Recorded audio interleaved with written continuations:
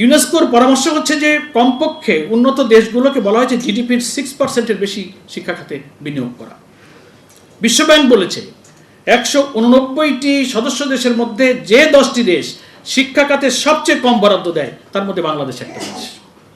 এখনো পর্যন্ত 24-25-এর অর্থ বছরের বাজেট পর্যন্ত গেলে আমরা কিন্তু টোটাল জিডিপির বাজেটের সেখানে আমরা 2%ও কিন্তু শিক্ষা খাতের জন্য আলাদা করে যেতে পারি, 1 পর্যন্ত আমরা গিয়েছি।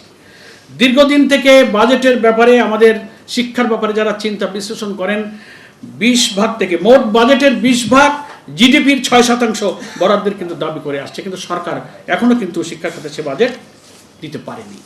আমরা চাচ্ছি শিক্ষা খাতে বাজেট বরাদ্দের মধ্য দিয়ে এখানে বিনিয়োগ বাড়লে বাংলাদেশের কর্মসংস্থান বাড়বে, কর্মসংস্থার সাথে বিনিয়োগ প্রয়োজন। স্বাস্থ্যেরও ঠিক একই অবস্থা। স্বাস্থ্যের ক্ষেত্রে বাজেট বরাদ্দ জিডিপির 1% পর্যন্ত এখনো যায় না।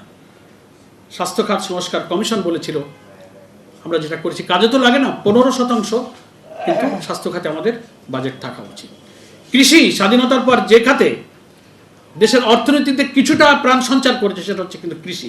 ইভেন করোনার সময় কিন্তু অনেক খাতে ধস নামলেও আমাদের কৃষকরা কৃষি খাতেই কিন্তু অর্থনীতিকে তারা প্রাণবন্ত করে রেখেছিল।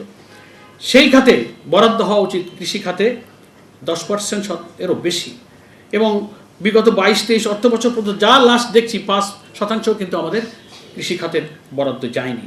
সামাজিক সুরক্ষা সোশ্যাল সিকিউরিটি একটা গুরুত্বপূর্ণ খাত।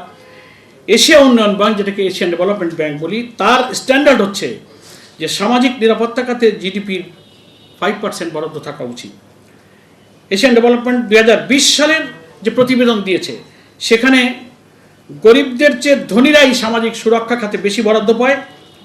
ধনীদের পেছনে খরচ হয় 8%, গরিবদের পেছনে খরচ হয় 2% সামাজিক সুরক্ষা খাতে।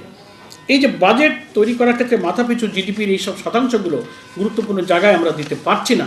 ফলে জামাত ইসলামী মনে করে আজকের এই আলোচনায় যে সমস্ত বিদগ্ধ আলোচকবৃন্দ ভালো ভালো তথ্য দিয়েছেন তার ভিত্তিতে আমরা একটা রিকমেন্ডেশন নিয়ে আগামী বাজেটকে একটু অন্তর্নিহিতভাবে কী করে জাতির অর্থনীতিকে দাঁড় করানো যায় আমরা সেই ভূমিকা ইনশাল্লাহ রাখব। ফলে রাজস্ব সংগ্রহের পদ্ধতিগত দুর্বলতা ত্রুটি বিচ্যুতি দূর করা এবং আয়ের আওতা বাড়ানো, ব্যয়ের ক্ষেত্রে অদক্ষতা দুর্নীতি অপচয় দীর্ঘসূত্রিতাকে থামানো, এর মধ্য দিয়ে বাজেটকে করা যাবে। আর না করতে পারলে বাজেট হবে, কিন্তু বাজেট কার্যকরের ক্ষেত্রে এগুলোই বড় বাধা হয়ে থাকবে।